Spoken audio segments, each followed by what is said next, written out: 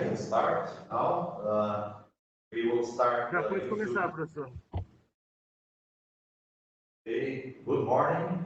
It's my great pleasure to be here at this thesis defense presentation from candidate Elisa, Alberton, Haas. And I am Francisco Laurindo, the supervisor, and to my side I have Professor Defesa de Tese, who was the real mentor of the candidate, and I am officially the supervisor because of the course, post-graduation courses, procedures, and of course I was involved in this, but the real mentor is Dr. Defesa de Tese, who was my mentor and is my mentor, so it's a real pleasure to be here in such great company. And I will start by thanking so much the thesis committee, Professor Franco Folli from University of Milan, Alberton dos Santos from our institution, and Professor Rui from several institutions, including now the Butantan Institute and Unisul and the University of São Paulo. So I will give the volume to the candidate, Elisa. She has 40 to 60 minutes to make her presentation on the thesis, and then we will follow with the questions. We will start with our guest member of the committee, Professor Franco Folli, and then we will go to Professor Rui, and then to our users. Thank you. Lisa, the podium is yours. Thank you, Professor. First, may I express my appreciation to the panel of professors for dedicating their precious time to evaluating my thesis. Thank you, professors. So, this morning, I will present you my PhD thesis entitled Evaluation of Red Wine Influences on the Gut Microbiota and Trimethylamine N-oxide.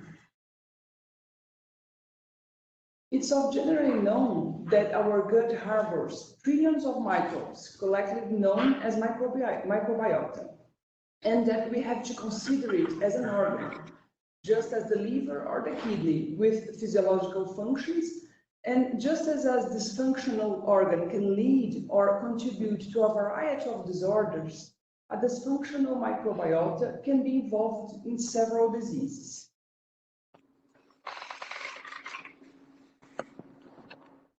The gut microbiota profile, different gut microbiota profiles or dysbiosis, this disrupted state of the gut microbiota can lead to perturbations on the host health, as numerous reports link meta-organismal pathways to human diseases, including obesity, insulin resistance and diabetes, colorectal cancer and liver cancer, renal failure, and cardiovascular diseases, such as myocardial infarction, stroke, and death. Trimethylamine N-oxide, or TMAO, has been involved in these cardiovascular events. TMAO has been extensively studied in these last few years as one of the main metabolites derived from the gut microbiota, presumably in the pathogenesis of these cardiovascular events. Different gut microbiota profiles or dysbiosis are also related to autoimmune diseases, allergies, depressive and anxiety disorders, autism, asthma, and respiratory diseases. And it's likely that interactions between resident microbes and their host leading to immunological deregulation may explain a series of diseases that have inflammation as a common basis. This slide illustrates the role of diet and gut microbiota in the production of plasma compounds that can lead to atherosclerosis. Depending on the gut microbiota profile, and especially on the type of diet, a diet rich in choline and carnitine nutrients might serve as a fuel for the gut microbiota to produce trimethylamine, TMA. TMA in the gut lumen is absorbed and is readily further oxidized by flavin monooxidase in the liver in TMAO, in TMAO, in plasma. TMAO in plasma has been related to these cardiovascular events. TMAO accelerates atherosclerosis by altering the sterol and bile acid metabolism, increasing in macrophage activation, enhancing human platelet activation, and augmentation in thrombosis. All these effects are completely reversed by the use of large-spectrum antibiotics, demonstrating the fundamental role of the gut microbiota in this pathway.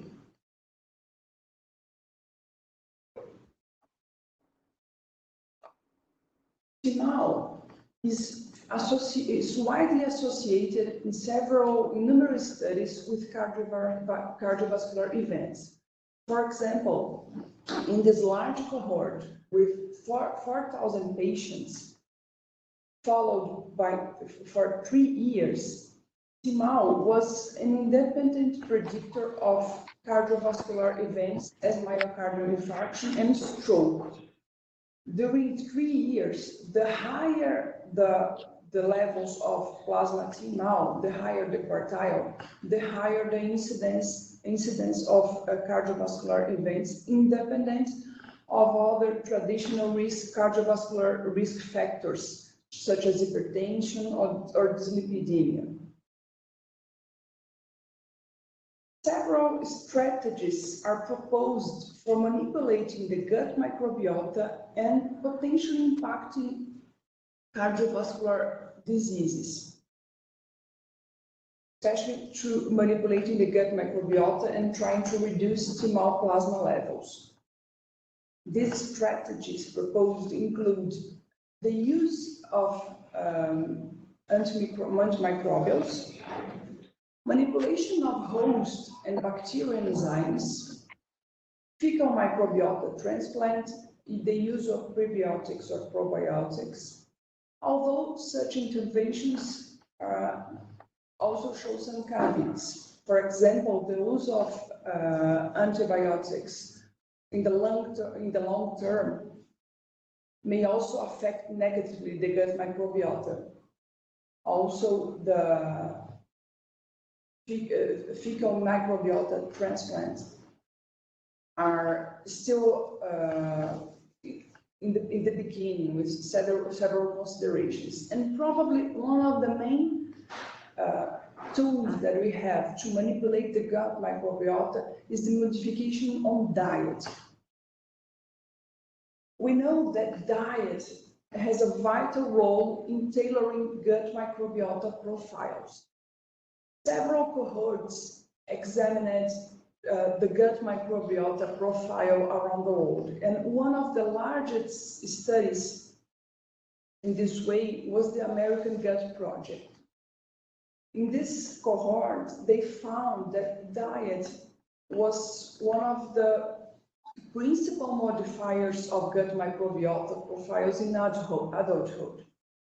For example, we can clearly separate clusters in this kind of analysis, in principal component analysis, according to the type of diet such as omnivorous in red and vegans in purple. However, these dietary clusters did not significantly relate to microbiome configurations as much as the amount of fiber consumed. The dietary data suggests in the study that the number of plants consumed in a week, with more than 30 plants, are more importantly associated with microbial diversity. showing the importance of the consumption of fibers in the modification of gut microbiota. We can estimate the importance of fiber consumption in other kind of samples. For example, in this analysis comparing the diversity of microbiota in Western populations and non-Western populations, such as Amerindians and Malayans, we can see a clear difference in the gut microbiota profiles between Western and non-Western populations, with a lower diversity in Western populations. Several factors might influence this diversity, but a striking difference in these populations is the type of diet, especially the consumption of fiber. In non-Western populations, it can reach 5 to 10 times fold or higher quantities of fiber than on Western populations. Thinking the role of diet in manipulating the gut microbiota, our group has been studying the effects of red wine in the last years. And we know that polyphenols are not well absorbed in the small intestine, arriving intact at the colon, where polyphenols may exert their regulatory functions. And it has been shown that red wine consumption modulates the growth of selected gut microbiota with possible prebiotic benefits in healthy male. It also modifies fecal metabolome in healthy volunteers. It was also shown that resveratrol attenuates TMAO levels, regulating TMAO synthesis and bile acid metabolism via removing the gut microbiota in mice. So the rationale of our study is that although red wine effects on gut microbiota have been reported and its potential interference on plasma TMAO has been shown in mice, the simultaneous evaluation of the gut microbiota, TMAO, and plasma metabolomics in patients with coronary artery disease remains uncertain. Also, the importance of analyzing the plasma metabolomics and the plasma effects is that plasma metabolites are the effectors of inter- and intracellular signaling through specific receptors. In this way, the objectives of our study as primary objective was to evaluate if red wine through gut microbiota modifications can influence TMAO plasma levels, and as secondary objectives to interrogate red wine influence on plasma metabolomics and analyze the correlations of plasma metabolomics and TMAO with gut microbiota profile. This was a prospective, crossover, randomized, controlled intervention study with 42 males aged about 60 years with documented coronary artery disease from Instituto do Coração, registered at clinicaltrials.gov. The trial was designed to compare the consumption of 250 ml of a red wine 5 days a week, 3 weeks, compared to an equal period of alcohol abstention. 42 patients with documented coronary artery disease were randomly selected to one of the two groups of interventions. The first group, after a 2-week wash period, would receive 3 weeks of red wine, and after a second washout period, they would cross over to a 3-week period of alcohol abstention. The second group, after a 2-week washout period, would remain abstaining for 3 weeks, and after a second washout, would receive red wine for 3 weeks. In the beginning and at the end of each intervention period, we would evaluate plasma TMAO levels and gut microbiota profile. 20 patients of the 42, 10 of each group, were randomly selected for plasma metabolomics analysis in all the visits.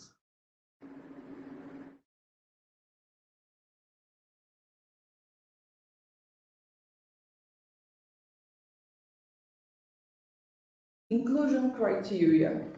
was established coronary artery diseases, male sex, aged 45%, and a BMI under 30.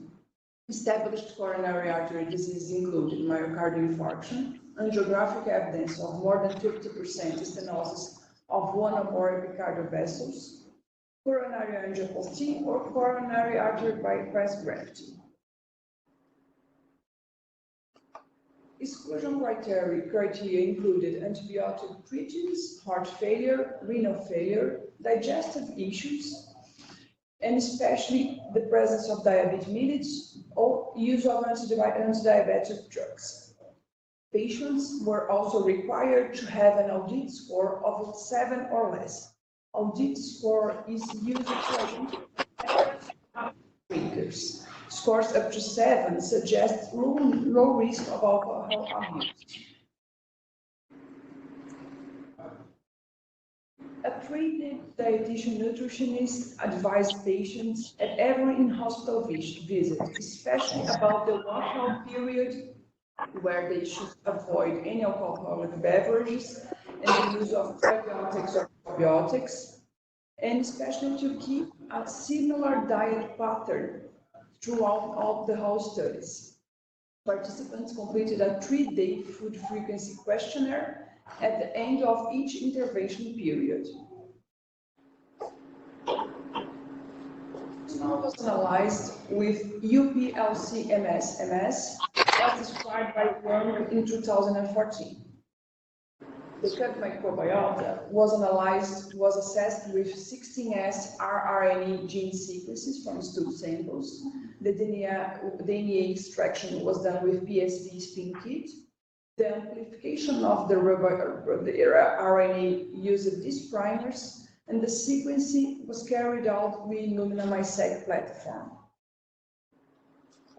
The bioinformatic analysis of the gut microbiota was done with DataDA tool, and the taxonomic assignment was done with Silva database. The decipher package carried out the final phylogenetic screen, and the gut microbiota and plasma metabolomic data was integrated with Diablo platform. It's important to notice that researchers involved in the analysis of plasma TMAO, gut microbiota, and bioinformatics were blinded for the interventions.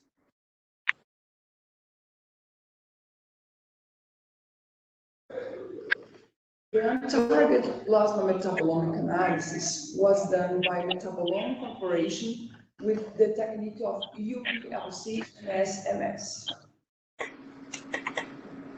All statistical analyses were performed using either SPSS or R. Paired groups were compared with two-sided student t-test when data followed the normal distribution, and repeated measures were compared with Wilcoxon non-parametric tests in normality. Independent groups, we used student t-test or the Mann-Whitney non-parametric tests. The level of significance adopted for all hypothesis tests was 5%. The correlation between TMAO measures and other variables were calculated using Spearman rank correlation test. The generalized estimation equation evaluated the pattern of TMAO measures within the individual and the use of medication.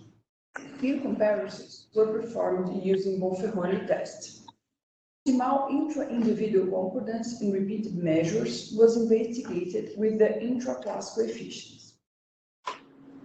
Let's now examine our results. Can I ask you that you turn off your microphones because we are having some preferences? Thank you.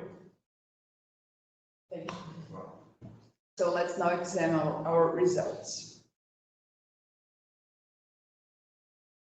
Estão ouvindo? Estão vendo?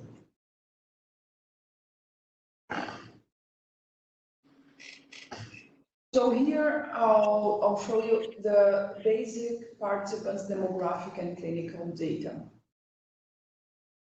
Patients were clinically stable. The mean age was 60 years old. They were on average overweight and had increased mean waist circumference and blood pressure and glucose levels and lipid levels were well controlled. All volunteers completed the protocol and tolerated red wine ingestion well. In the red wine period compared to abstinence, there were no significant changes in blood pressure, heart rate, or BMI. There were also no significant changes in CRP, IL-6, LPS, glucose, or glomerular filtration rate. However, after red wine, there was a minor increase in HDL, LDL, and total cholesterol. This graphic shows the comparison of the differences in the measures in the beginning and at the end of the two interventions periods between the two groups, abstentions and red wine. There was a significant and minor increase in total cholesterol, HDL, and LDL without clinical importance. Additionally, with the same comparison, with the differences in the measures at the beginning and the end of the two interventions periods, comparing the two groups, abstention and red wine, we saw that liver enzymes did not change, except for minor increases in GDT and prothrombin time. Diet remained constant during the protocol. Patients complied with the nutritional guidance and kept the same pattern of food ingestion documented in both food diets. There was no significant changes in macro or micronutrient consumption between the two interventions periods of the study. Analyzing the gut microbiota, we can see that after the red wine consumption, gut microbiota modified, analyzed by a discriminant analysis. With the SPLS discriminant analysis, we can see that the beta diversity shows a clear separation between the two groups, red wine in purple triangles and abstemious in blue circles. Although beta diversity modified, alpha diversity did not change. Analyzing in the discriminant analysis, the contribution to the composition in each one of the periods, we can see the taxa that predominated in the red wine period, in the purple bars, and in the abstemious period, in the abstention period. The taxa that predominated in the red wine period, the most important taxa genus was Parazoterella, was the genus that was responsible for the more important difference in the red wine period. Also, there was a predominance of Ruminococcusea and several bacteroides, and also of Prevotella. We also analyzed the correlation of gut microbiota profile and clinical parameters. On the horizontal axis, we can see clinical parameters, and in the vertical axis, we can see gut microbiota taxa.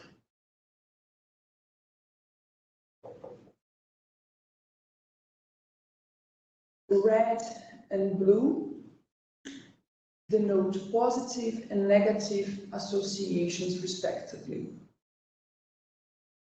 In the abstention period, there was a positive correlation between physical activity and Polycella, and a negative correlation of Prevotella and Lachnoclostridium. Negative correlation between weight, Roseburia glaucia, in lacnospirase, and a negative correlation of roseburia with BMI. We can see that in the red wine period, also numerous correlations were made. And there's different gut microbiota profiles between the two periods of the study. During red wine, a negative correlation of waist and BMI with Parasutterella was observed. Also, the correlation was negative between glucose, roseburia, and streptococcus. Hence, red wine and abstention periods were associated with different gut microbiota profiles, suggesting that red wine indeed remodeled the gut microbiota in potentially beneficial ways. Analyzing CMAL results,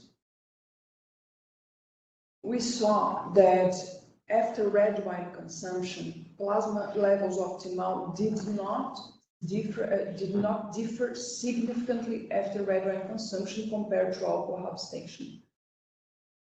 Comparing the beginning and the end of the red wine consumption, there was no significant difference in plasma TMAL levels, neither in the abstinence period or neither comparing the end of the two interventions.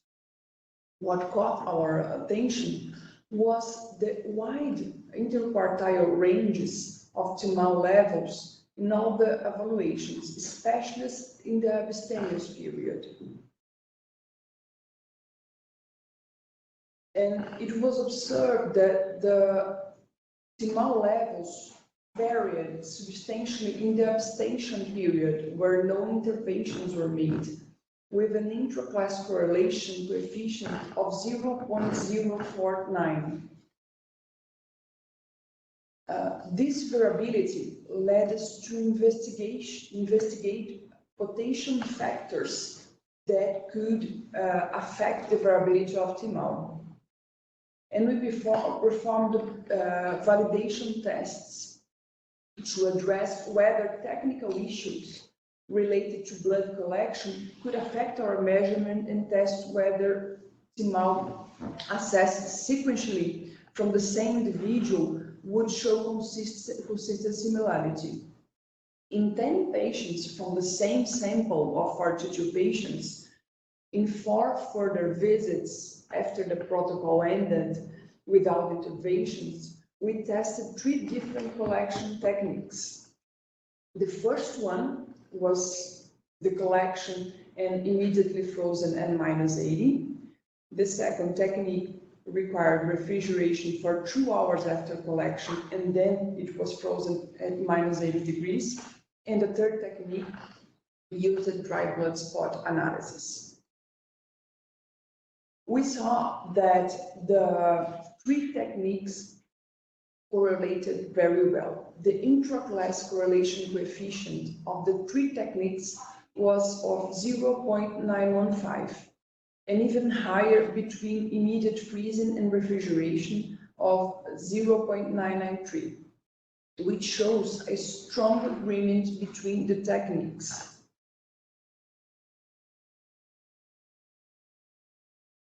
Although the techniques were highly correlated with a strong agreement, we can see that in sequentially evaluations of TMAL plasma level in 4 times sample collections, all the 3 techniques showed a similar low concordance of TMAL values, with an intraclass correlation of around 0.21 in all the 3 techniques. We also investigated the correlation of TMAL plasma level with clinical and laboratorial factors that could influence TMAL plasma levels. Evaluating renal function parameters, we saw an inverse but weak and unstable correlation of TMAL with renal function variables. evaluating nutrients components in the red wine period, we saw a weak and positive correlation of TMAO and protein and cholesterol, but only in 2 of the 4 measures. In the abstention period, we saw no correlation of TMAO levels and nutrient consumption. Probably these unsteady correlations at different time points occurred due to high intra-individual variations of TMAO levels. We also investigated TMAO levels related to medication, and we saw that there was no difference in TMAO levels between the subjects using ACE inhibitors or diuretics, 2 classes of medications that could influence TMAO plasma levels. ACE inhibitors might increase TMAO plasma levels and diuretics might decrease it, although there was no difference in TMAO levels in the subjects using these medications. The generalized estimation equation found no interaction of TMAO levels with the use of these drugs nor within time.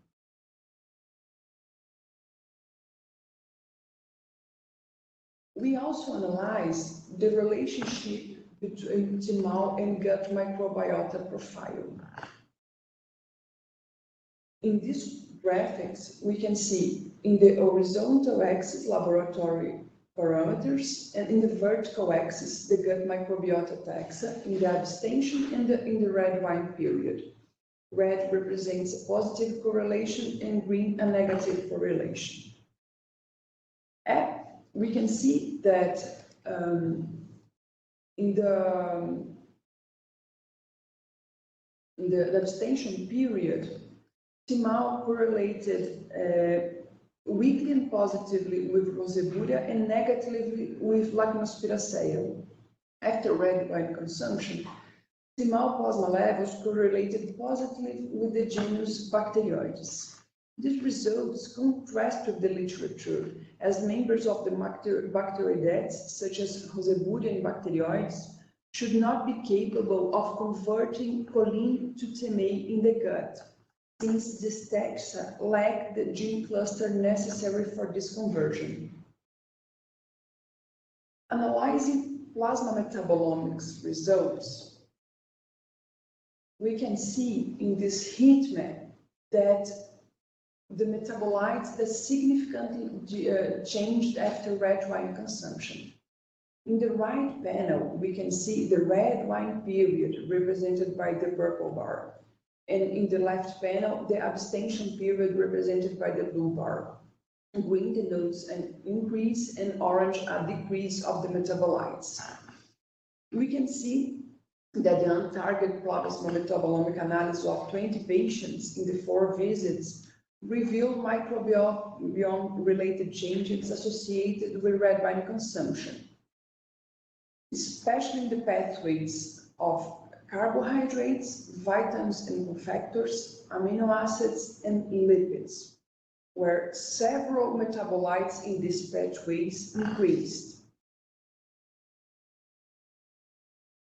There was modifications in amino acid pathways after red wine consumption, especially the increase in metabolites in the pathways of tyrosine, tryptophan, and phenylalanine, which are aromatic amino acids.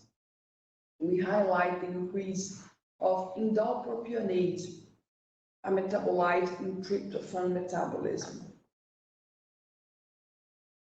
Red wine also reorganized pentose phosphate pathway. There was an increase in components of the pentose phosphate pathway non-oxidative branch. Pentose phosphate pathway is an alternative pathway for the production of ATP. And we highlight the increase in ribitol, a metabolite in the pentose phosphate pathway. Red wine also reorganized ascorbate pathway and pantothenate precursors also increased in vitamins and cofactors pathways.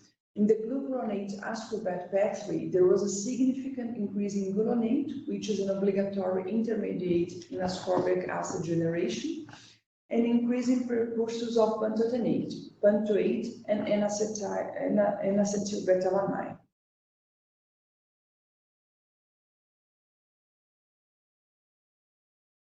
Red wine consumption also altered, the lipid metabolites, including the increase in several androgenic steroids and the reduction in endocannabinoid metabolites. There were also modifications in fatty acid metabolites.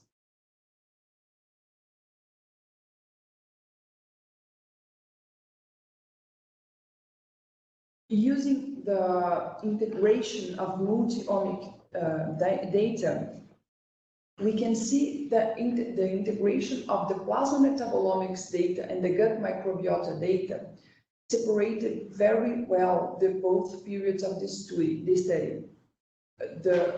In purple, red wine period, and in blue, the abstention period. The gut microbiota data and the metabolites data separated well both periods with a high correlation index of 0.85. In summary, this study showed that in patients with stable coronary artery disease, short-term moderate red wine consumption modified gut microbiota, as well as plasma metabolomics. After the red wine consumption, the gut microbiota analyzed with 16S rRNA showed a preponderance of Parasitella, Bacteroides, Ruminococcoidea, and Prevotella. After red wine consumption, in 20 patients of the sample of 42, we also saw modifications in plasma metabolomics of red wine, especially the increase in aromatic amino acids, in vitamins and cofactors, increase in metabolites in the pentose phosphate pathway, especially in ribitol, which is a precursor in riboflavin metabolism, the increase in androgenic steroids, and the decrease in endocannabinoids metabolites. These effects were not reflected in plasma T-mal, which displayed a high intra-individual variability. As shown, we have a large data set of results, and now I'm going to discuss and interpret these results.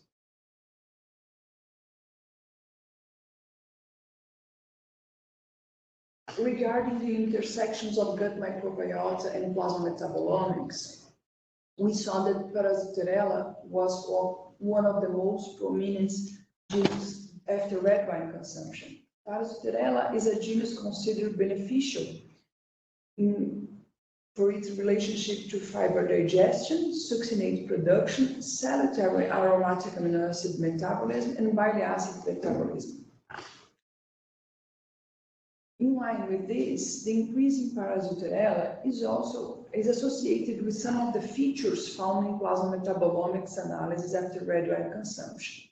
In particular, there were modifications in tryptophan and tyrosine metabolism, since there was an increase in indole-propionate, gingisate, and homovanillate. Parasitella is also a member of the Proteobacteria phylum, which harbors predicted ascorbat-producing genera that could modify the cellular redox state. In accordance with this, an increase in gluconate, a key factor in the glucuronate ascorbat pathway, was noted. Taken together, these modifications on gut microbiota taxa suggest beneficial modifications after red wine ingestion, which could also explain some of the modifications observed in plasma metabolomics. In plasma metabolomics, we also highlight that red wine has long been supposed to reduce oxidative stress. And our finds are in line with the supposed red wine redox effects. as modifications that indicate modulations in redox signaling, such as the increase in glutamate in metabolites on the pentose phosphate pathway and in ribitol, an integral part of riboflavin, recently studied as important redox pathway has occurred. Another putative beneficial redox influence was the augmentation of tyrosine metabolites, gentisate and omavanillate, that are derived from polyphenols with redox capability. There, in parallel, we noted metabolite modifications that could be beneficial towards insulin resistance and type 2 diabetes, such as the increase in tryptophan metabolite in dopropionate, the increase in glucopyranosides metabolites, and the decrease in long-chain acylcarnitines. Furthermore, red wine consumption might also have beneficially influenced energy expenditure and metabolism, as shown by the decrease in endocannabinoid metabolites and the augmentation in pantothenate precursors. Regarding TMAO plasma levels, we saw that TMAO concentrations fluctuated considerably and varied within individuals over time. TMAO's high intra-individual variability was not sufficiently explained by medication use, renal function, diet, or gut microbiota profile. The high intra-individual variability might hamper the interpretation of the effect of interventions upon TMAO. And as conclusions, our findings indicate potential beneficial modifications of gut microbiota and plasma metabolomics associated with red wine consumption, especially regarding energy and redox metabolism, amino acid, and vitamins. The instability of TMAO measurements over time poses challenge to its role as an individual biomarker. This highlights the complex interactions of the gut microbiota and the host. And as perspectives, these study findings add new knowledge of the pathophysiological role of gut microbiota in cardiovascular diseases and demonstrate that it can be modified by a non-lethal intervention such as red wine. The beneficial modulation of gut microbiota and plasma metabolomics adds further support to the importance of diet in cardiovascular prevention. Thank you. Okay. Thank you, Elisa, for the presentation. And I take the time to thank again the panel of colleagues who took their time to evaluate this thesis. And we go now to the second session of this session. And I'll start with Professor Franco Folli. Thank you so much for taking your time from a large distance. I'm sure you're welcome. It's a pleasure. Yeah, it's a great pleasure to have you here, Dr. Franco Folli. And our procedures normally allow 20 minutes for questioning and 20 minutes for answering. But we are pretty flexible on the format. You can make all the questions first, or you can dialogue, which is normally the preferred mode of reading the thesis. But we allow you to choose the best method. Yeah, I have a question. Yes. In the patient's characteristic in the table, did you divide the patients in males and females, or you didn't? Only males were recruited. Only males? Only males. Why is that? because the alcohol metabolization might be different in male and females. And in mice, there is a difference in metabolizations of TMAO in females. So considering that in male and females, there could be a difference in TMAO metabolism, and also due to the different metabolization of alcohol between sexes, we chose to recruit just males. Yeah, but that's a, I mean, it's a choice, but Yes. it's a limitation, because also females develop coronary artery disease, Sure. although maybe at a later age, but 60 is a considerable age. So I think that this study should be extended to females.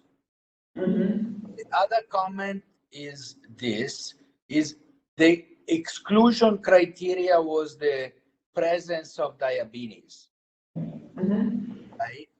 But if you consider patients with coronary artery disease, many, at least 30%, have diabetes.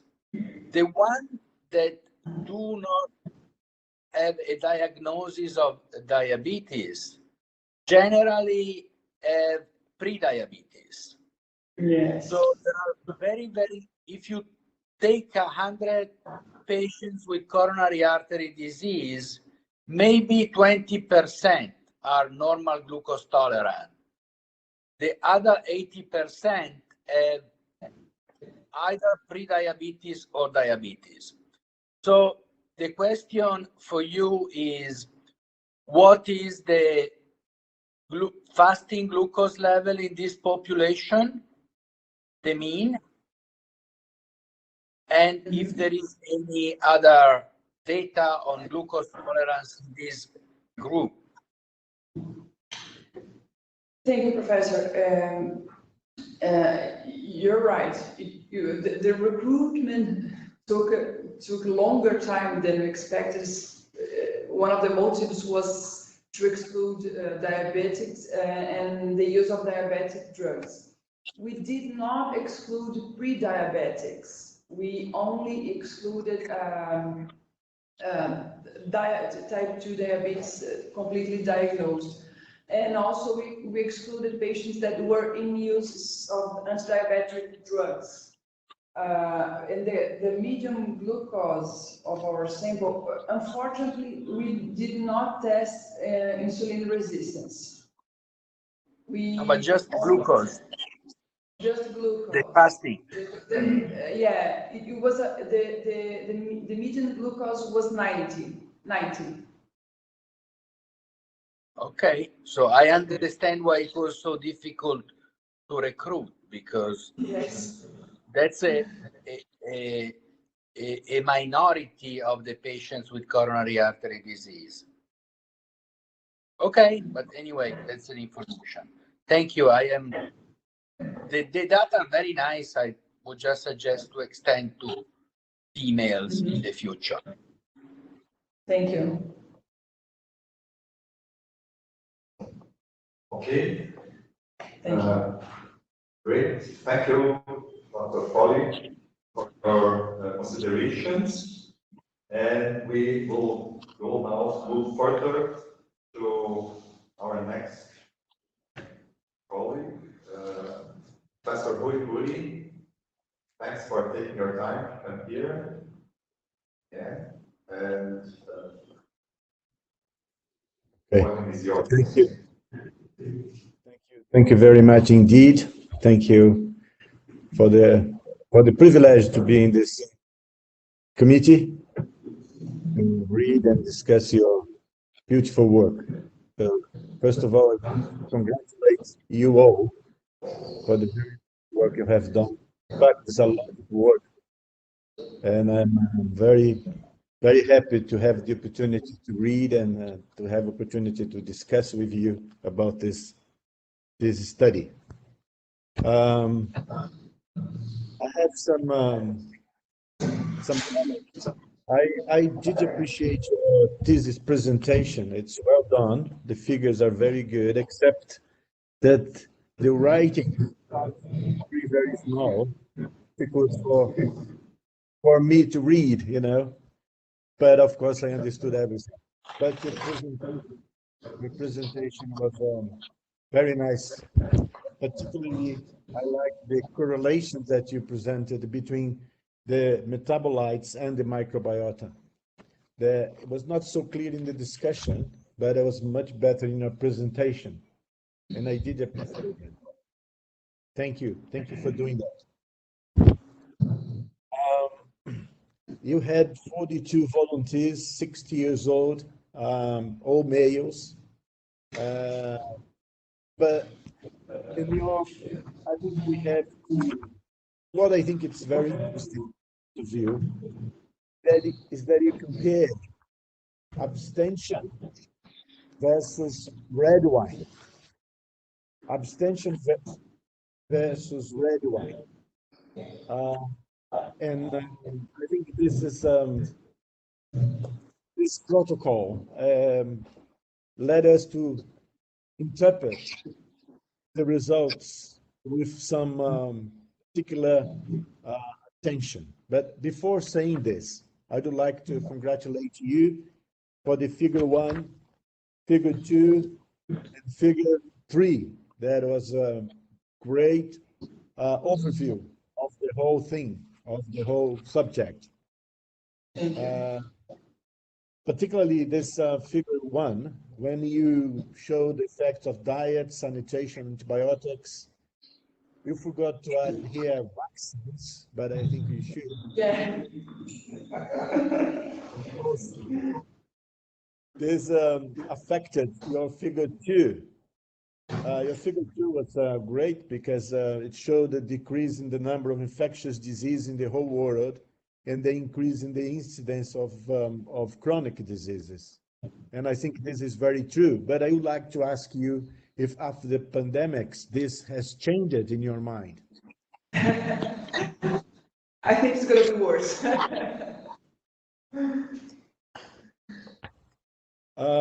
I've been reading some recent papers about how our genome is changed by the virus infections. And you know that, basically 8% of our genome is derived from retroviruses, from our ancestors. So, in fact, when you say you have a genome, mammalian genome, you have a mammalian genome plus a virus changed through the years. So, I'm not sure when you're saying this, and of course you have when you look at microbiota, and it's a huge amount of microorganisms in our body. In fact, possibly this microbiota has also something to do with our genome. Maybe our genome is affected by the microbiota in some way. So this is an interesting point that has not been pointed out up to now. Maybe in the near future we have to think about it. What exactly genome you have may reflect the microbiota you have. It's something. But anyway, coming back to your experimental protocol, I found it's very clever. When you give the wine for a period of time, and then you remove it for a certain period of time, and then you have another group that did not have wine for a period of time, and then took the wine for a period of time. You compare them. So you go to abstention period, because then you have 2 periods. If you take it all together, you have 2 periods without wine and 2 periods with wine. All right. So in other words, the 42 volunteers total for the red wine and for the abstention wine. So you're comparing, within the same sample. Okay. So question is related. Do you basically what you've seen here, you're reporting here, are changes induced by this short period of time, not changes induced by a large period of time. So some of these changes probably disappears when you remove the alcohol, when you remove the wine. But maybe the wine induces some reprogramming of the microbiota. I mean, not reprogramming of the microbiota, but I would say the new composition of the microbiota that may stay even if you remove the alcohol, remove the wine of the administration. So how do you interpret your findings? Because of course you have very significant effects on aromatic amino acids, some vitamins, pentose phosphate pathway, which is very interesting, androgenic steroids and endocannabinoids. But maybe if you're comparing red wine versus no wine whatsoever, okay? So people taking wine chronically every day and people not taking ever. So maybe these differences would be more pronounced. What do you think about that? Thank you, Professor. I agree with you. Although it was not an exclusion criteria, we selected patients that were not chronic drinkers of red wine, especially because we imagined that they would have a different gut microbiota profile from the long period of consumption. So we carefully selected patients that were not constant drinkers of red wine. This is certainly a caveat of the study.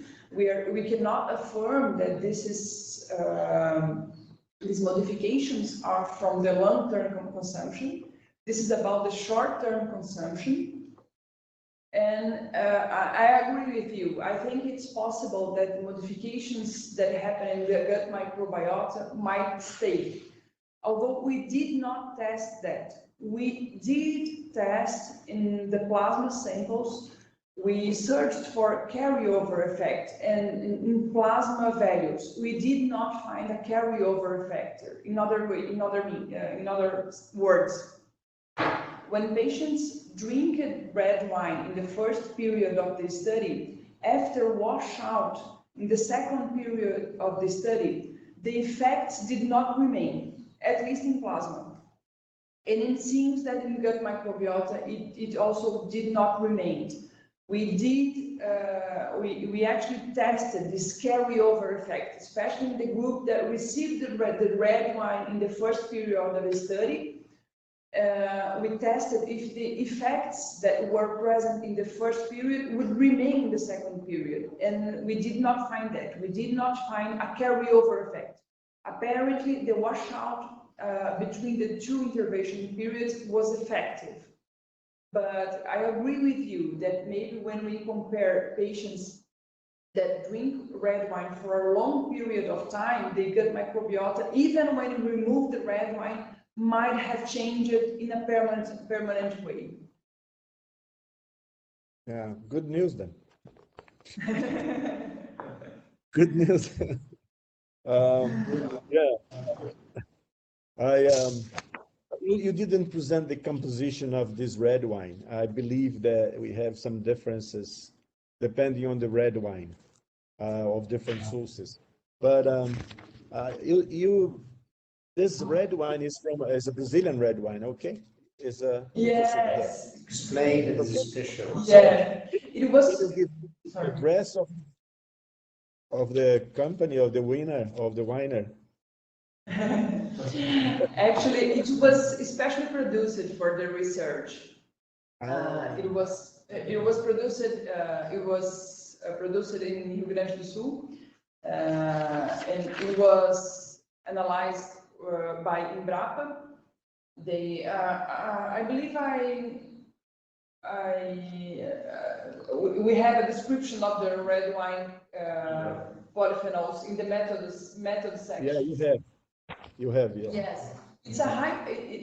There's a high polyphenol content, and Yeah. it was a wine specially designed for the research in specific bottles of 250 ml.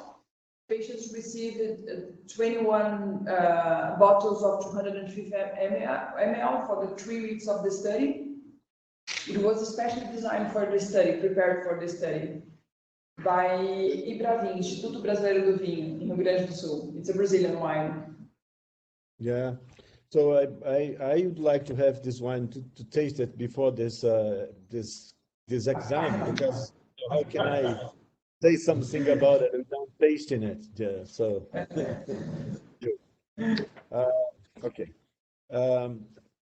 I understood you were disappointed with the Timao results, because you expected to have a big difference, and then you tested 3 different methods. I really appreciate your effort to make sure that the results are exactly what you've got. So but these things happens, because if you think about it, you need microbiota, you have the substrate, all right, and then you produce a metabolite that leave the gut into the blood. This is not an easy task if you think about it, all right, and then go straight to the liver, and liver is quickly metabolize these things, like short chain fatty acid, for instance, go straight to the liver, immediately become CO2, so disappears. But the concentration in the blood is very low.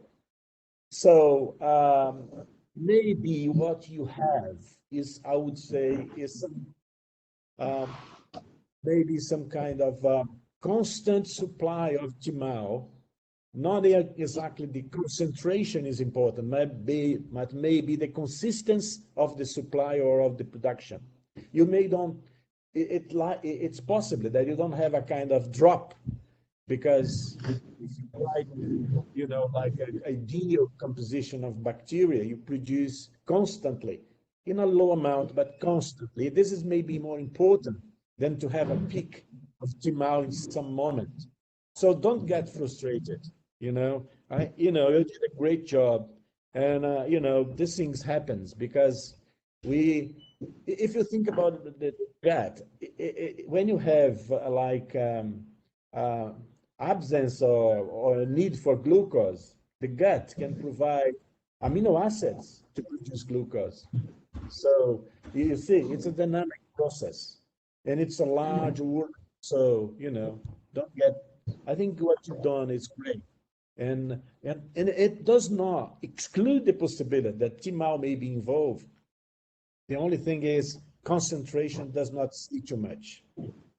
You have to make this comment in your publication, because I don't think you can just conclude that Timao is not involved, but maybe the provision is different than you expected. All right, so I'd like to hear you on that, please. Thank you, Professor. I believe that Timao indeed participates in the atherosclerotic process.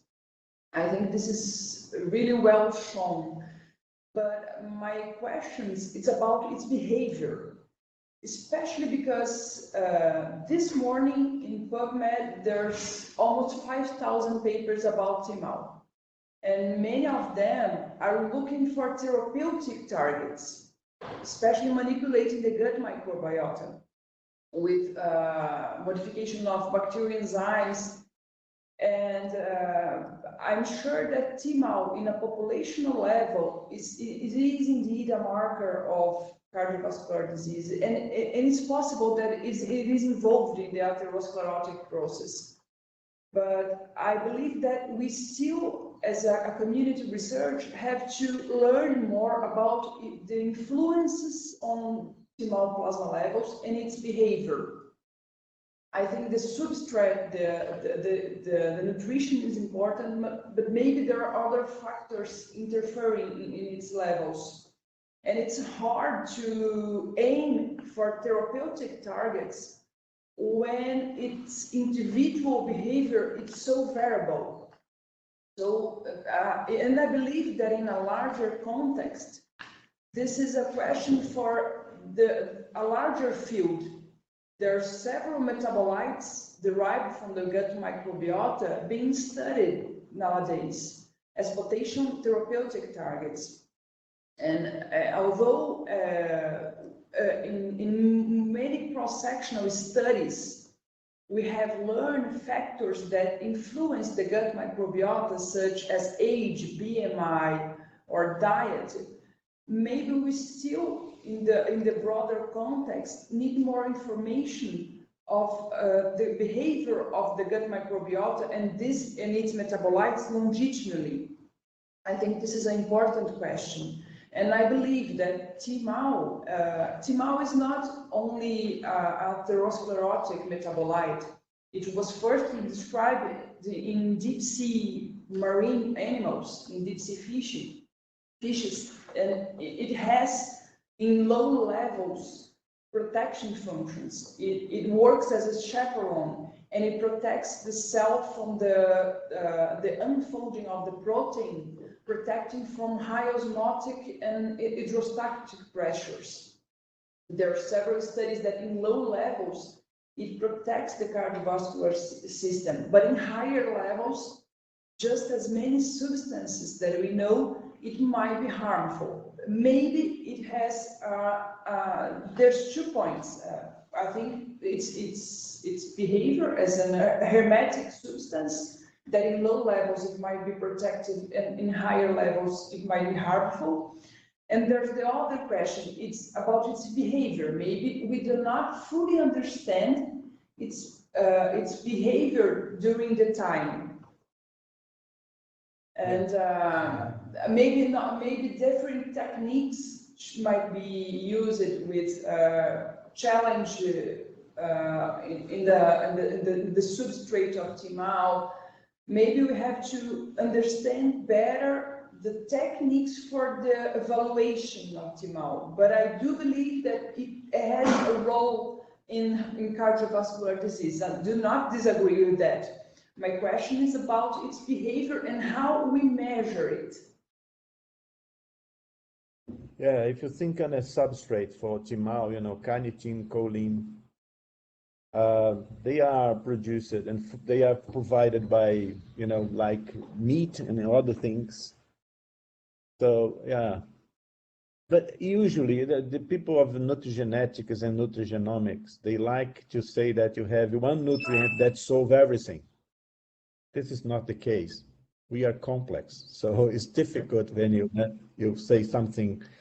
But I think it was a very good, I think, explanation you provided. So excellent. So my last point is the figure 7. I did like the figure 7 because I can justify why I drink wine. The composition of the microbiota changed significantly, the red side against the blue side, And you described this in a very good way, and then you provided some support for the changes in some of the bacteria. Always complicated because you have different bacteria and they are in the same place. They are exchanging metabolites. They are one affecting each other. So it's quite difficult. But quite clear. When you take wine, your microbiota is different. So when you meet someone, you say, you drink wine, yes. So we have the same microbiota. Or at least you have the similar microbiota. You can keep talking about wine then. But, Mario Saad was involved in this study, which I think he's very good on this. Although you provided correlations of this, so what do you think is really the beneficial of the wine, the red wine, for the microbiota? Why should I wish to have wine microbiota induced. What is your point of view on that? Help me to convince everybody else to continue drinking red. Well, I think the most likely beneficial effects are as prebiotics. We talk about a lot about resveratrol, but resveratrol it's in a small amount in wine, and possibly its effects are not mainly on the gut microbiota. Other polyphenols are more important in red wine. And I believe the main effect of red wine on gut microbiota are through the polyphenols, because polyphenols are not well absorbed in the higher digestive tract. And they really function as prebiotics or as fibers. Probably it's a good quality of prebiotics, such as a good quality of fibers. And possibly the mixture of alcohol and these fibers exerts some different functions than just the grape juice, for example. There are studies that show that grape juice that also contains polyphenols modify the gut microbiota, but not as much as red wine. The alcohol in red wine might modulate some gut bacteria, but the polyphenol contents in red wine are higher. So I do believe that the main effect on gut microbiota might be through the polyphenols acting as prebiotics. Okay, so thank you very much, Elisa. Thank you very much, and thank you very much, the supervisors, for the honor to be here. Nice to see you. Francisco, next time I want to see you without mask so we can see us better. So it's a privilege to be with you. Thank you very much. Congratulations. It's a great work. Thank you. Bye-bye. Thank you. Thank you, Professor. Thank you. Thank you. Professor Rui, actually, Luis, thank you, Rui. I apologize for keeping the mess, but I'm having some allergy today. You probably would like me to sneeze all the time here without a mask.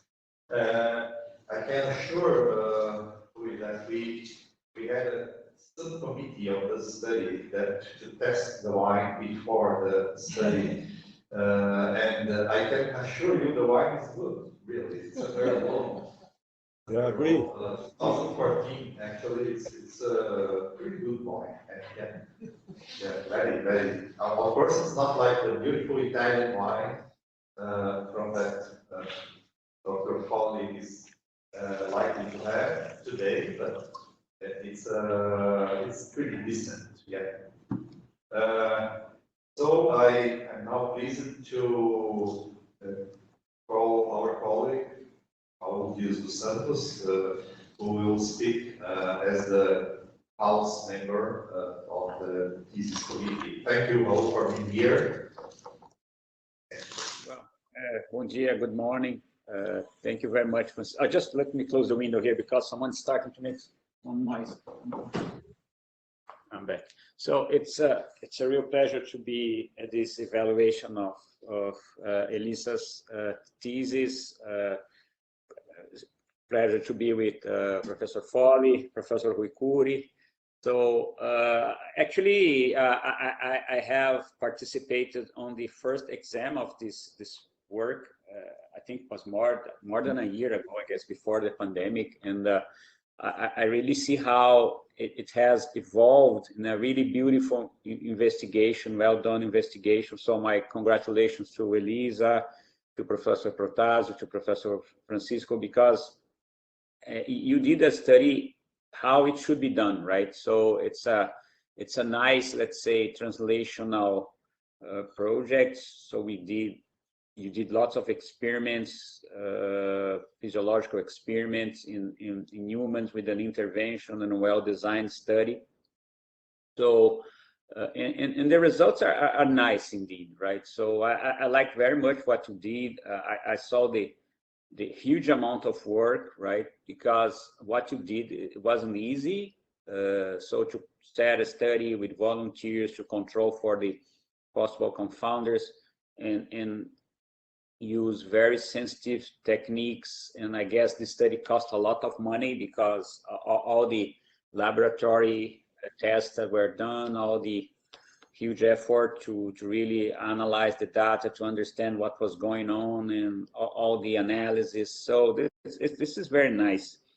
And actually, as has been discussed before, I think this study advances the field. It doesn't give the definitive answers, but the results are pretty clear, right? For what I saw, red wine really changed the microbiota. So you had difference on the kind of bacteria that you found after consumption when you compare with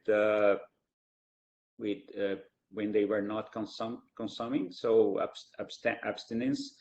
And you saw changes in metabolism, right? So that's pretty clear. That you saw lots of changes in metabolites, and I'm going to ask a few questions about how do you interpret that and the reliability of your results.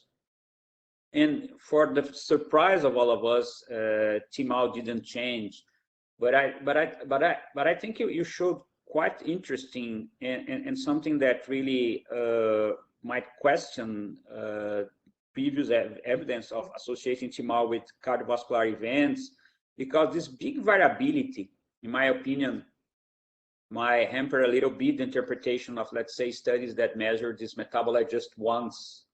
And as you can see, within the same person, it varies a lot.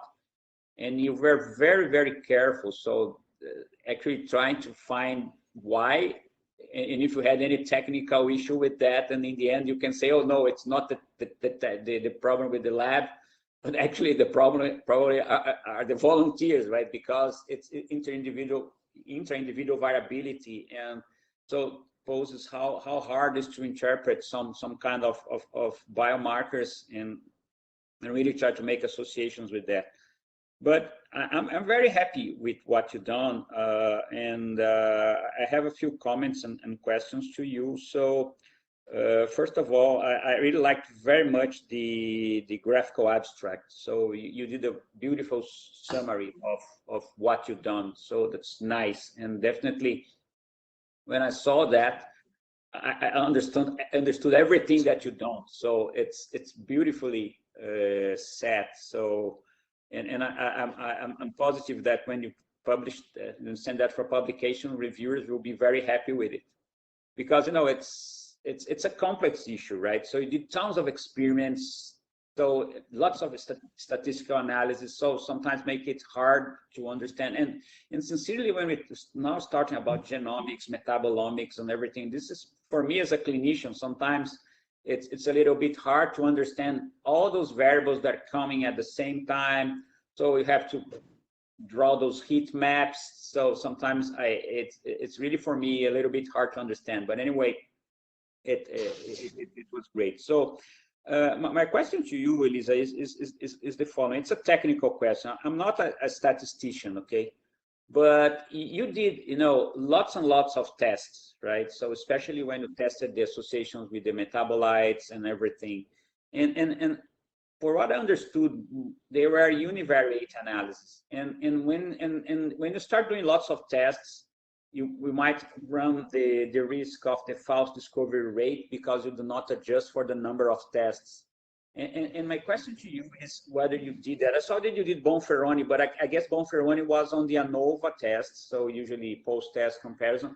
So did you adjust for the multiple tests that you've done? Because I think maybe some of the findings that you got might actually occur by chance, since you do not correct for the number of tests. So this is my technical question to you. Mm-hmm. Thank you for your comments, Professor. Thank you very much. About the metabolites analysis, actually, we are not comparing dependent measures. we are comparing the same metabolite before and after. So we're not comparing different variables to the same endpoint. I'm comparing before and after. So we discussed that. Actually, the metabolite data, it's really complex. Before the univariate analysis, they have a large work trying to differentiate what metabolites are more significant or not. So before the univariate analysis, the team that has done this biostatistic analysis has done maybe 10 analysis before the univariate analysis. So they use random forest analysis, principal component analysis. They have some curation with other techniques that actually are techniques to reduce the size of the sample without losing meaning. And the univariate analysis is afterwards. All these filtration techniques are applied. Actually, the company that studied our targeted metabolomics is capable of analyzing about 1,000 or about 1,000 metabolites in our sample. They could find about 1,000 metabolites in our sample. And after all these filters, such as random forest analysis, curation, quality control analysis, there are not combo analysis. There are analyses that try to discriminate the metabolites that are important in a period. They try to decrease the size of the sample without losing meaning. So, for example, they looked for metabolites that were in at least in 70% of the sample. Not just the mean elevation in all the population. So they do a work where they only consider relevant metabolite when it's present in over 70% of the sample, even in small quantities.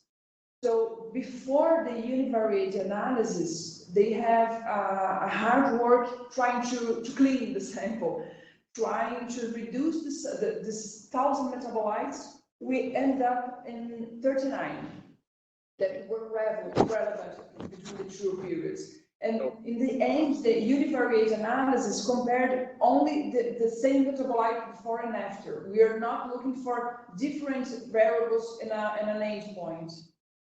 I think it's maybe because I'm not used to deal with this kind of studies, these omics, thousands and thousands of parameters at the same time. But I guess maybe when you submit the paper, or maybe you should have a note about this, in order to reduce the false discovery rates of your study. So just define that, because that will make the reviewers more aware of what's going on. And I think it's pretty clear that the microbiota has changed, and as has been questioned before, right? We're talking about maybe short term. So do you think that, let's say, in the long term, this might increase, or maybe might be reverted? Because you saw some kind of bacteria, right, that predominated after the wine, but definitely, as you discussed before, it's more short term, right? Do you think that longer term you will be prone to see, let's say, an increment on this, or maybe changing in the type of bacteria that should predominate? Did you have anything from the literature about this, maybe comparing long-term wine consumers with people that don't drink wine? And then I have another question to you, if you should compare it's just the old story, the white versus the red, right? So maybe compare, if you have anything on the literature of comparing red wine and white wine on this. Thank you, Professor. Actually, most of the studies that evaluate nutrition interventions show that you have to keep that pattern of diet to keep the modifications. It's possible that the microbiota changes in a permanent way, but in general, all nutrition interventions on gut microbiota require that you keep the same pattern of ingestion. So I'm not sure if you stop the consumption after a long term, the modifications will keep. I'm not sure. I don't believe we have enough evidence for that. It's a possibility.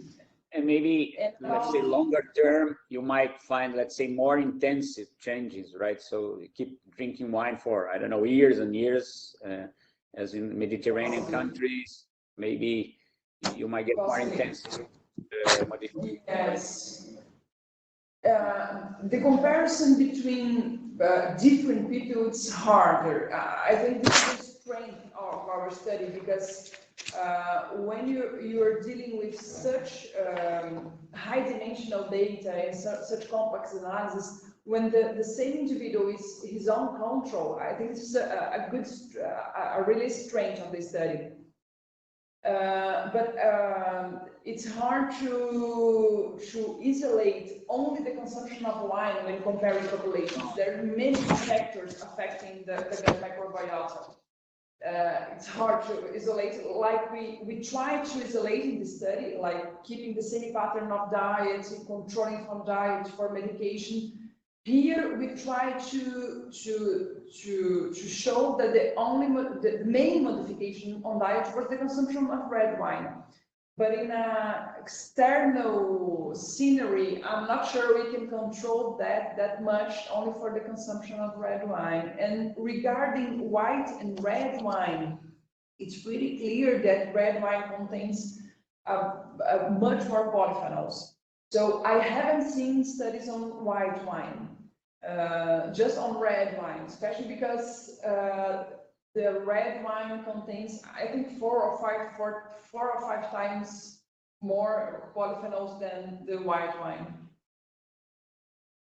That's good. Yeah. So my other question to you is, let's say, considering the variability in Timao. So what do you think? So for instance, you showed the data from the one study, right? So showing that was independently associated with the greater risk of cardiovascular disease in the long term. And I wonder whether this study and other studies measure Timao more than once, right? Because if they did just once, of course, maybe people who had, I think he divided by quintiles, right? So maybe people who have very high levels really have a greater risk. But in my opinion, that challenges a little bit, let's say, how technically you should work on this. Because when we're talking about a biomarker, there's always this issue of the dilutional effect in the long term when you just measure it once and you don't keep following it during some time and really to have a better presentation, how this can influence or be associated with a given endpoint. If you, let's say, would start, let's say, an epidemiological study and you would measure Timao as one of the biomarkers, how would you do that? Would you recommend measuring it different situations or just once? And that's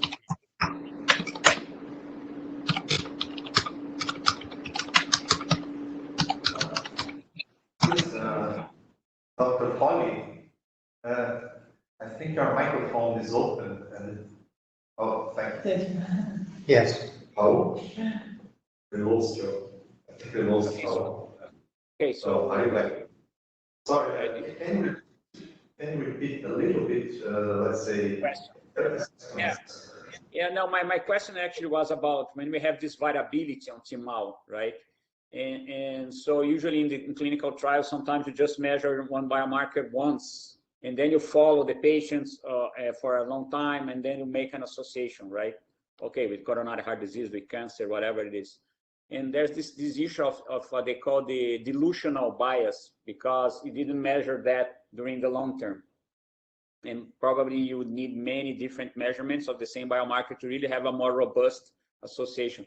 And my question to Elisa is if she was going to design, let's say, a prospective study to test the association of TMAO with the cardiovascular events or other diseases, if she would measure just it once, or if she preferred to measure in different situations, of course, considering that the person is healthy and didn't change its status. So, because this variability really worried me a little bit, you know.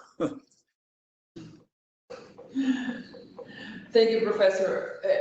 It did worry me too, but I believe that both animal data, mechanicistic studies, and large cohorts show indeed that really high levels of TMAO have a potential harmful effect. I do not doubt that, but I think we might have confounders. For example, the higher levels of TMAOs are found in renal diseases, especially in dialytic patients. It's a really important confounder. We do have large cohorts. We have more cohorts showing a positive association of higher levels of TMAO with cardiovascular events, but we also have large cohorts, not so large, showing the opposite effect. For example, there's a large cohort studying levels of TMAO and cerebrovascular disease, stroke. They found an inverse relation of TMAO. I do believe that the variability of TMAO have influenced these studies because most of them did just one measure.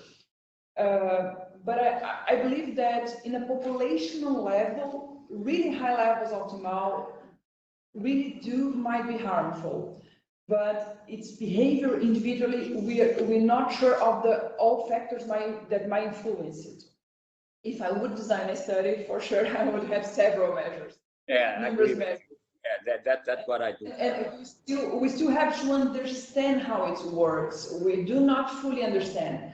All the possible interferences described on TMAO, such as renal function, use of medication, nutrition, the gut microbiota profile, we tested. Maybe there's something else that we are not, we haven't seen that influences its levels. No, I agree with you. And in the end, to really prove causality is much more complicated than just showing association, right? Because you see these studies that tested, okay, the association of egg consumption or meat consumption with cardiovascular disease, and then there's TMAO in the middle, so maybe intermediate factor, and it's really controversial, right? So,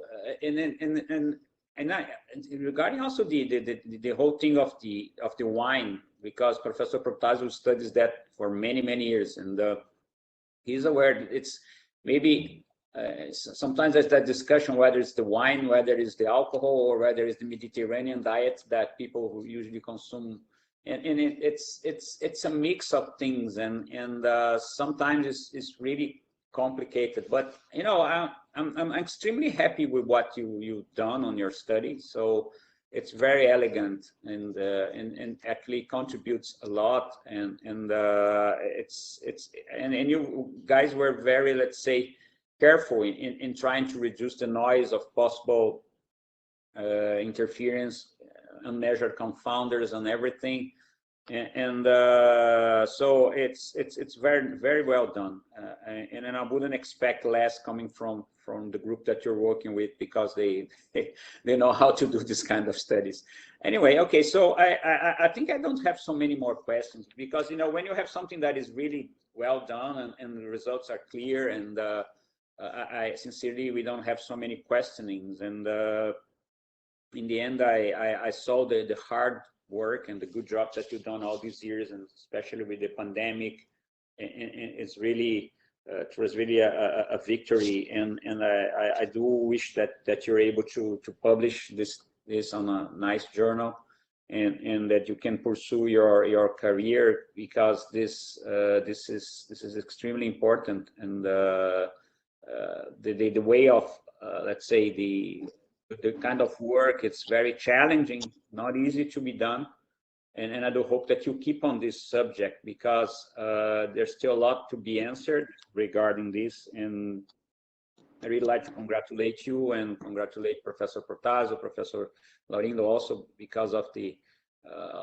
to provide you the environment and the possibility of work and especially you, because I saw the big job and the hard job that you've done. So it's really very rewarding. And I'm talking about as member of the post-graduation committee of our department.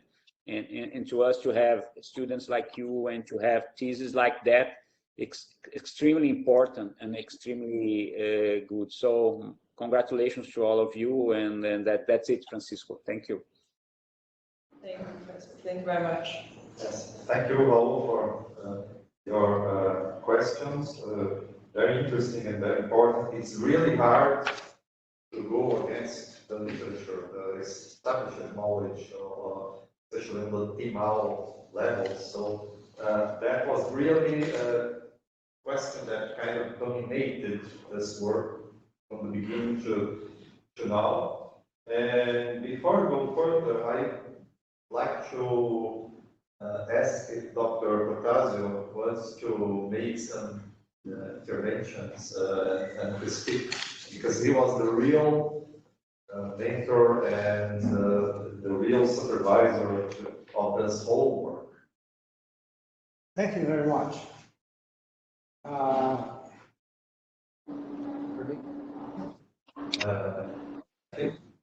think. Are you listening, Yes. Professor Franco? Are you listening to me? Yes, I am. It's a little far. Yeah, you speak louder. In all sense. Okay. But Now, I can listen to you.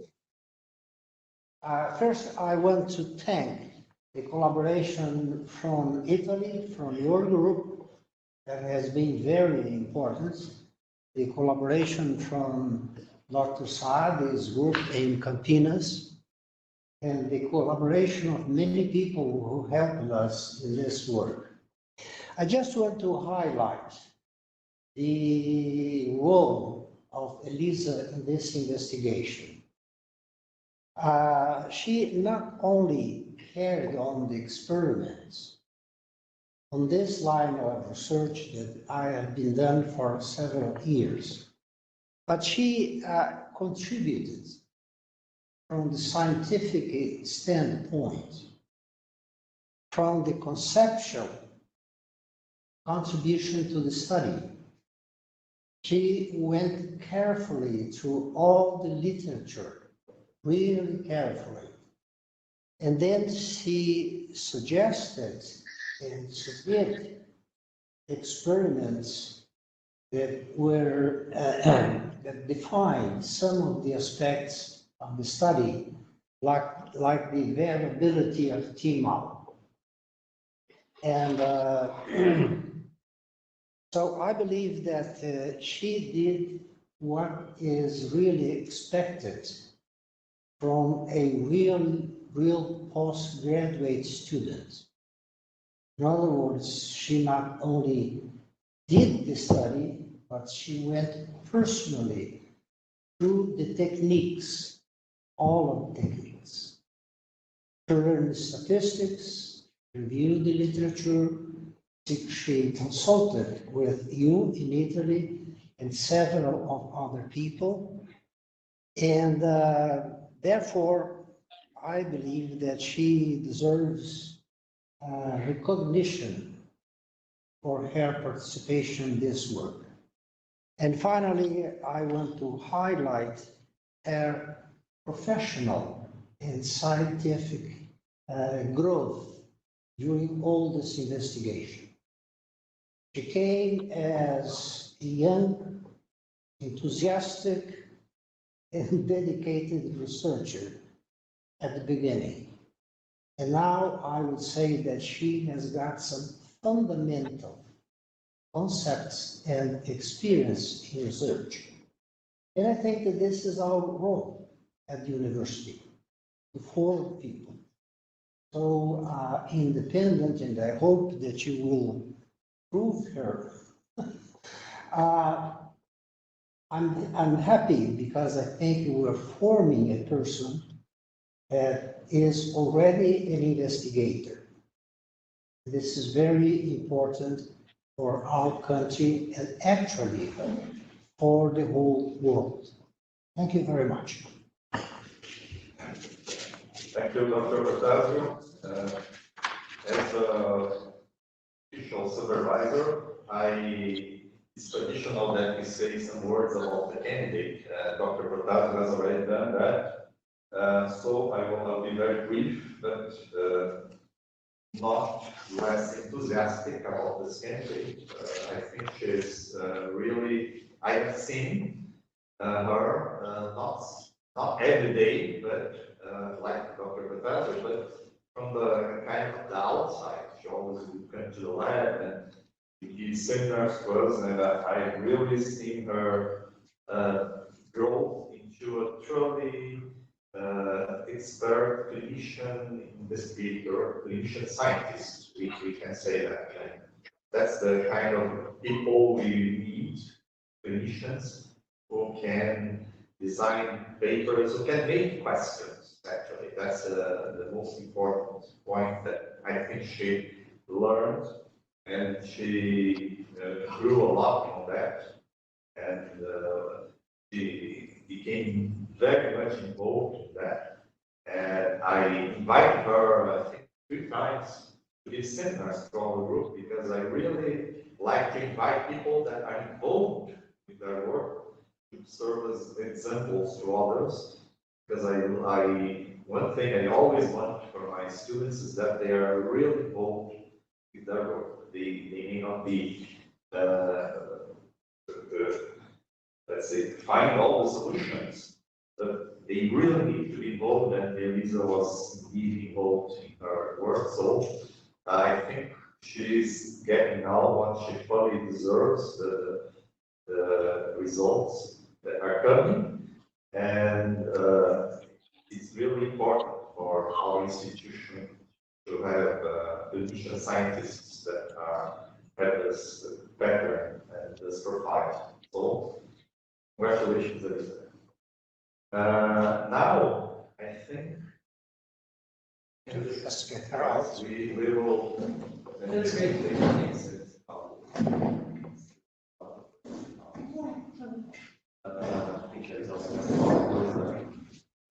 So now we will stay alone with the thesis committee to make the final recommendations.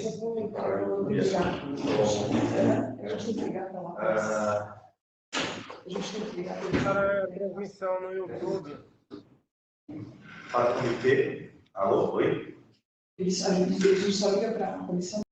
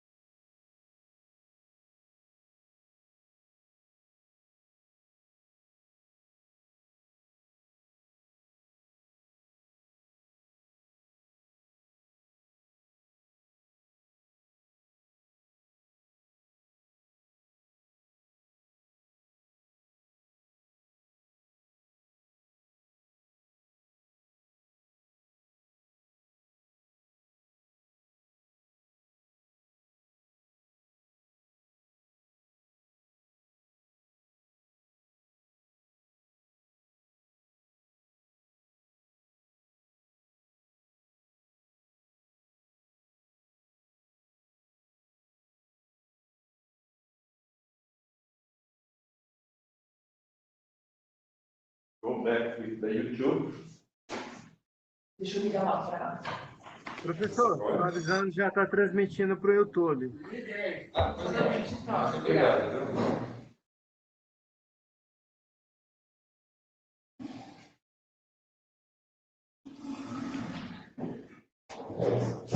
Okay, so the committee we discussed the whole procedure now, and we were unanimously thought that the candidate showed an excellent knowledge and involvement with her work, that her presentation was very clear and objective, showing consistent results and that were well-grounded on scientific principles. The thesis work was unanimously considered a very high-quality work and using state-of-the-art tools and important conclusions, and that we considered also that the answers that she provided were adequate. So we concluded that she is able to get the title of Doctor in Science. So congratulations, Elisa.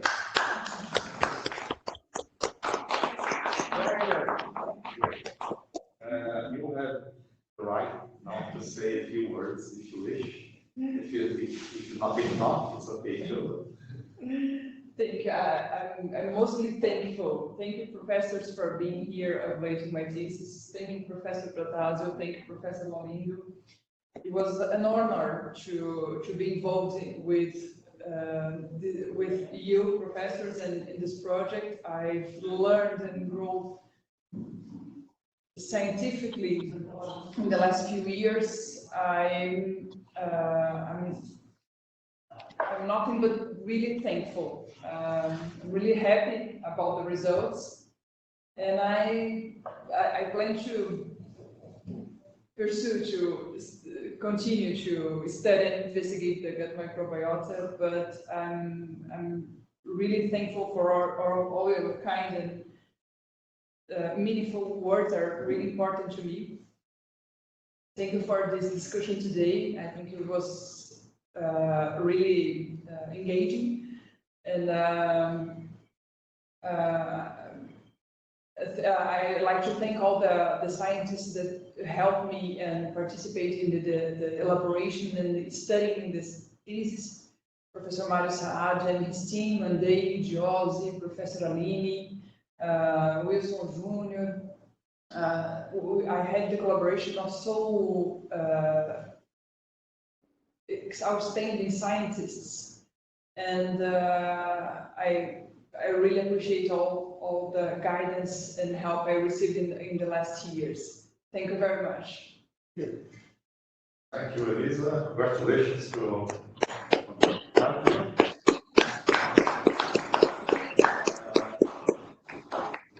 I must say I also learned a lot from this study.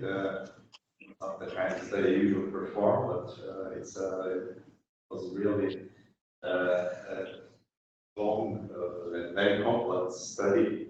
And so, thank you so much, and thank you again for the committee. And we Session close is the closed. session now. Thank you, Dr. Fadi, and Bye-bye. thank you. Bye-bye. Goodbye. Parabéns, pessoal. Thank you. Bom dia. Bye-bye. Tchau. Bom dia. Bom dia. Tchau, tchau. Tchau.